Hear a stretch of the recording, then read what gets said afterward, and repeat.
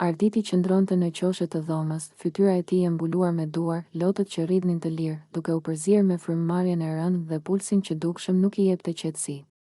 Ishte një dhimbje që nuk mund ta përshkruante me fjalë të thjeshta, një boshllëk që ndihej deri në kocka, një mungesë që dukshëm ishte bërë pjesë e çdo hapësire brenda tij. Sa herë që përpiqej të bënte gjumë, ëndrat e tij e shqetësonin, sa herë që hidhte një hap jashtë dhomës, kujtimet i ngjanin hije së errët që e ndiqte pa pushim, "Të kam kërkuar."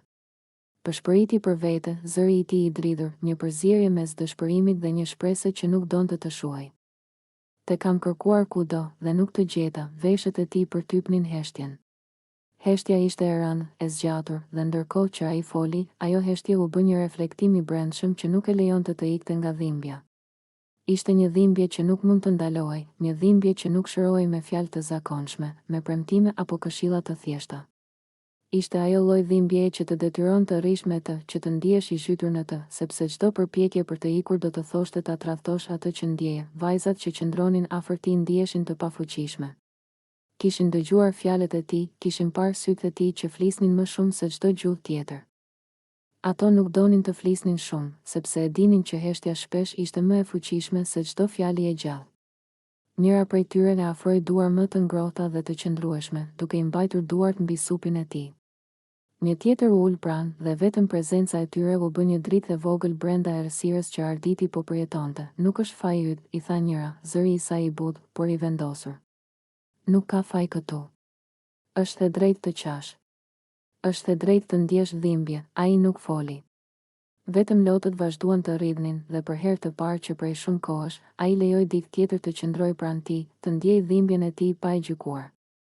Vajzat nuk mund të zëvendësonin atë që mungonte, por ato mund të ishin aty, duke krijuar një hapësirë ku dhimbja mund të shprehej pa frikë. "Nuk e di se si të vazhdoj", përshpëriti Arditi, me zërin më të ulët se një frymëmarrje. "Nuk e di nëse do të jem kurrë më i njëjti." "Do të jesh", tha njëra prej vajzave. "Por jo i njëjti që ishe më parë. Dhimbja të ndryshon. Të bën më të ndjeshëm, më të kujdesshëm, dhe një ditë do ta shohësh se ka një forcë që nuk e kishe më parë." Arditi e dinte që ato fjalë nuk ishin një shërim i menjëhershëm. Nuk ishin një zgjidhje magjike, por ishin një fillim. Një fillim ku dhimbja nuk ishte më vetëm e tij, ku nuk ishte më një barë që duhej mbajtur në heshtje. Ishte një fillim që lejonte pranimin, që i jepte mundësinë të fillonte të ndalonte së luftuari me vetveten dhe të fillonte të shite se mund të kishte dritë edhe pas një humbjeje të tillë. Vajzat e ngushtuan pranë tij, dhe Arditi lejoi që trupi i tij të pushoj pak nga tensioni. Lotët vazhduan të rridhnin, por tani kishte një ritëm më të qetë. Frymëmarrja u stabilizua. Ai e kuptoi se dhimbja e tij nuk do të zhdukej menjëherë, por pranë njerëzve që e kuptonin, ajo mund të bëhej më e durueshme. Në heshtjen që pasoi, Arditi mbylli sytë dhe mendoi për të gjithë momentet që kishin kaluar. Për kujtimet që nuk mund t'i ndalonte, për ëndrat që ishin ndërprerë. Por ndërkohë, në mes të atij humbjeje, ai gjeti një hapësirë të vogël për shpresë. Shpresë që nuk vinte nga diçka e jashtme, por nga fakti që nuk ishte vetëm.